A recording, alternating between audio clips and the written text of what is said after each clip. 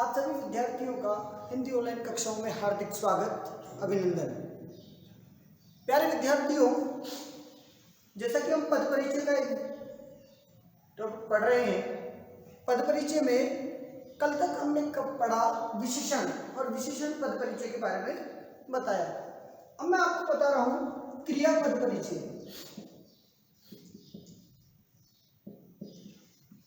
ध्यान रखिएगा, द्वादशी कक्षा के विद्यार्थी, 12वीं कक्षा के विद्यार्थी इस विशेष विषय पर ध्यान रखिएगा कि पद परिचय है।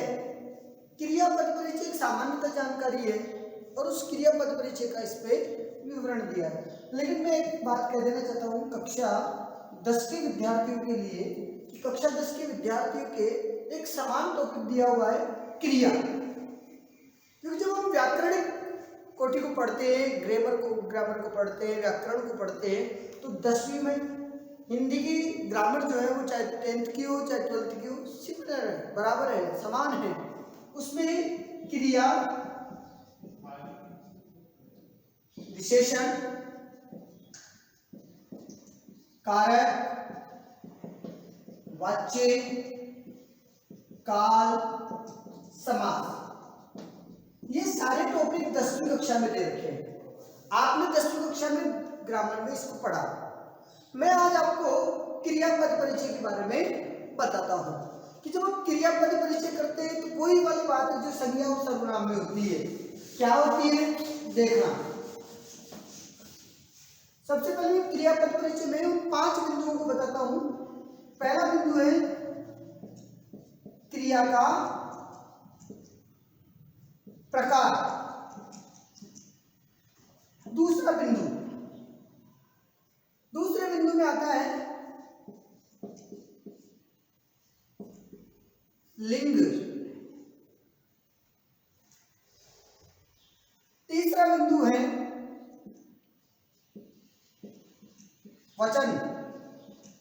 चौथा बिंदु है जिसको बोलते हैं वाच्य। अंग्रेजी में एक्टिव वॉइस और पैसिव वॉइस होता है।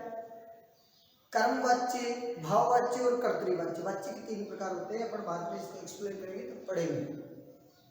5वां बिंदु आपके आता है वाच्य के बाद काल, और 6ठा बिंदु आता है क्रिया के अन्य शब्दों से संबंध।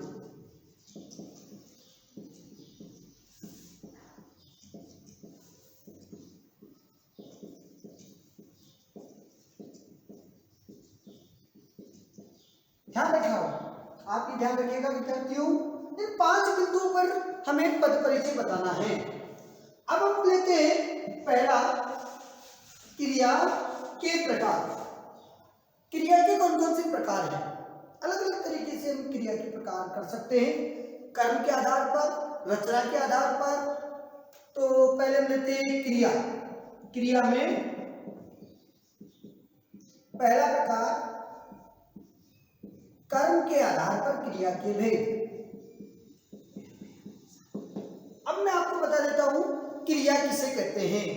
क्रिया शब्द क्रिया धातु से मिलकर के बना। धातु का जो संस्कृत में धातु है वो हिंदी में क्रिया कहलाती है। धातु में ना प्रत्यय लगा करके क्रिया का निर्माण होता है। अंग्रेजी में उसे वर्ब के नाम से जाना जाता है। जैसे संस्कृत में चल धातु है, चल में ना प्रत्यय लगने से चलना बना। तो चलना, उठना, बैठना, खाना, पीना, रोना, धोना, हंसना, गाना, नाचना, उछलना, कूदना, भागना, दौड़ना, ये जितने भी शब्द आए ये सब क्रिया शब्द हैं। अर्थात जिन शब्दों के द्वारा कर्ता का होना पाया जाए वो शब्द क्रिया कहलाते हैं। जिन शब्दों के द्वारा कर्ता का होना पाया जाए, कर्ता कोई काम करता है तो कर्ता के द्वारा किए गए काम को संपादित करने का तरीका क्रिया कहलाता है। हो गया? क्लियर है? चलिए अब मैं आपको बता देता हूं कि अंग्रेजी और हिंदी में दोनों में कुछ अंतर है। सब्जेक्ट, वर्ब प्लस ऑब्जेक्ट, ये अंग्रेजी में होता है। अब इसमें क्या होता है कि कर्ता तो समान होता ही है, कर्ता क्रिया और कर्म, ये अंग्रेजी में होता है।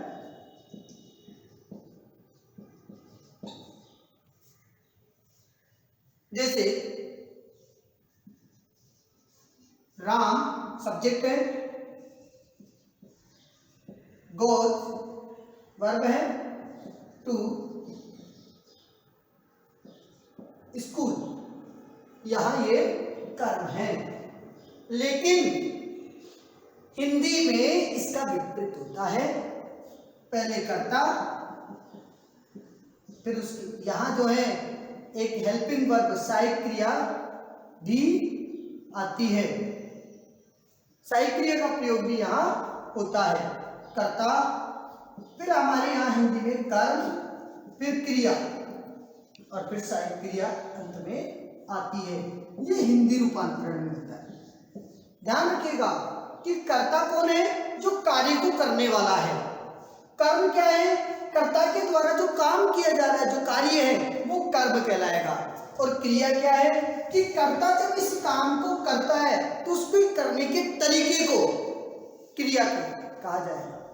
जैसे मैंने कहा राम विद्यालय जाता है, दोनों में अंतर देख लीजिएगा। एक उदाहरण मैंने दिया, राम विद्यालय जाता है, ये राम इट मीन्स कर्ता, काम को यही कर रहा है, काम को लीड करने वाला ये करता है, ये इसके द्वारा काम हो रहा है। ये काम जो है वो विद्यालय कर्म है और इस कर्म को करने के लिए क्या कर रहा है? वो जा रहा है, जाना क्रिया है। आप समझिएगा कि राम विद्यालय जाता में कर्ता, कर्म और क्रिया का प्रभाव। अब देखिएगा कि क्रिया आपकी समझ में आ गई कि कार्य का होना या करना पाया जाए, इसे क्रिया कहते हैं। क्रिया धातु का निर्माण जो है क्रिया के निर्माण में हुआ, ना प्रत्यय लगा करके, संस्कृत की धातु में ना प्रत्यय लगा करके क्रिया बनाई जाती है। काल के आधार पर क्रिया बदलती रहती है। वर्तमान काल है तो जाता है, जाती है, जाते हैं, और वह काम लगातार हो रहा है तो कर रही है, कर रहे हैं। भूतकाल था तो जाते थे। ऐसे काल के आधार पर क्रिया बदलती जाती है। अब देखिएगा, हम कहते हैं कर्म के आधार पर क्रिया के भेद। कर्म के आधार पर क्रिया के दो भेद होते हैं। एक होता है जिसको हम बोलते हैं अकर्मक क्रिया। उसको क्या बोलते हैं? अकर्मक क्रिया।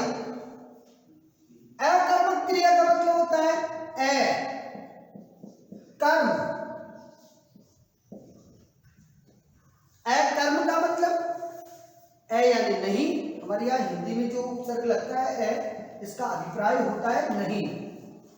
कर्म का नहीं होना, जिसमें कर्म नहीं पाया जाए और क्रिया का प्रभाव या परिणाम कर्म पे ना पढ़ करके किस पे पड़े? कर्ता पे पड़े। क्रिया का प्रभाव कर्म पे ना पढ़ करके कर्ता पे पड़े, वो अकर्मक क्रिया कहलाती है। कि जिस क्रिया में कर्म विद्यमान नहीं होता है और क्रिया का प्रभाव या व्यापार कर्म पे ना पढ़ करके कर्ता पे पड़ता है, वो अकर्मक क्रिया कहलाती है। ध्यान रखिएगा कि अकर्मक क्रिया वह क्रिया होती है जिसमें कर्म विद्यमान नहीं होता और क्रिया का प्रभाव कर्म पे नहीं पढ़ करके कर्ता पे पड़ता है। प्रभाव का मतलब परिवर्तन। दूसरा, जैसे एक उदाहरण मैं आपको दे रहा हूं, पक्षी आकाश में चह रहे हैं। प्यारे विद्यार्थियों, उदाहरण देखिएगा, पक्षी आकाश में चहक रहे हैं। चहकने दीजिए। आकाश में इट्स नॉट ऑब्जेक्ट, ये कर्म नहीं है, ये क्या है? ये आधार है। कारक चिन्ह पढ़ते हैं तो उसमें आधार अधिकरण कारक का प्रयोग होता है। आकाश में पर अधिकरण कारक है, ये आधार है। इट्स ए बेस, ये एक बेस है जहां पक्षी चहकने का काम कर रहे हैं। तो ये कौन सी क्रिया है? चहक रहा क्रिया अकर्मक क्रिया, इसमें कर्म नहीं है। पक्षी कोई काम नहीं कर रहे, एक क्रिया कर रहे हैं, चहक रहे हैं। कहाँ चहक रहे हैं? आकाश, आकाश कर्म नहीं है। जैसे दूसरा, बंदर डाली पर बैठा है, डाली उसका कर्म नहीं है। इसके अलावा कुछ क्रियाएं ऐसी होती है जो अकर्मक होती है, जैसे रोना, हंसना, चलना, सोना, उठना। आप इसके साथ कैसे कर्म करोगे? वो कभी कभी विद्यार्थी कैसे सोचता है, देखिएगा, पूछता है, सर एक बात बताइए, चलना कौन सी क्रिया है? तेज चलता है। वाक्य को घुमाने के लिए क्या पूछ लेता है? राम बहुत तेज चलता है। भाई चलता है जो है वो क्रिया है, मैं मान गया। लेकिन यहाँ उदाहरण देखना, राम बहुत तेज चलता है। ये चलता है क्रिया है, लेकिन ये इसकी विशेषता है, इसलिए विशेषण तो है किसका है? क्रिया का। इसलिए इस शब्द को क्या कहते हैं? क्रिया विशेषण कहते हैं, याद रखिएगा। इसलिए ये कोई ऑब्जेक्ट नहीं है, ये कोई कर्म नहीं है, कर्म विहीन क्रिया है। इसलिए जिस क्रिया में कर्म विद्यमान ना हो, जिस क्रिया में कर्म ना हो, जिस क्रिया में क्रिया का प्रभाव कर्म पे ना पड़ करके कर्ता पे पड़ता हो, वो क्रिया अकर्मक क्रिया कहलाती है। उसके बाद होता है सकर्मक क्रिया। दूसरी क्रिया की है सकर्मक क्रिया। सकर्मक क्रिया में क्या होता है? स का मतलब होता है सातवें। सातवें क्या होता है साहब? सातवें कर्म होता है। सकर्मक क्रिया वह क्रिया होती है जिसमें कर्म विद्यमान है, ऑब्जेक्ट प्रेजेंट में, जहां कर्म विद्यमान होता है और क्रिया का प्रभाव किस पे? कर्ता पे नहीं पड़ करके किस पे पड़ता है? कर्म पे पड़ता है। सकर्मक क्रिया कहलाती है कि क्रिया का प्रभाव कर्ता पे नहीं पड़ करके कर्म पे पड़ता है, वो सकर्मक क्रिया कहलाती है। सकर्मक क्रिया के दो भेद होते हैं। दो भेद कौन कौन से? एक होता है कि यदि एक कर्म हो तो एक कर्मक सकर्मक क्रिया, यदि दो कर्म है तो द्विकर्मक सकर्मक क्रिया। ये दो भेद कर्मक सकर्मक क्रिया के होते हैं। एक कर्म है, जैसे राम पुस्तक पढ़ता है, जैसे हिना पत्र लिखती है।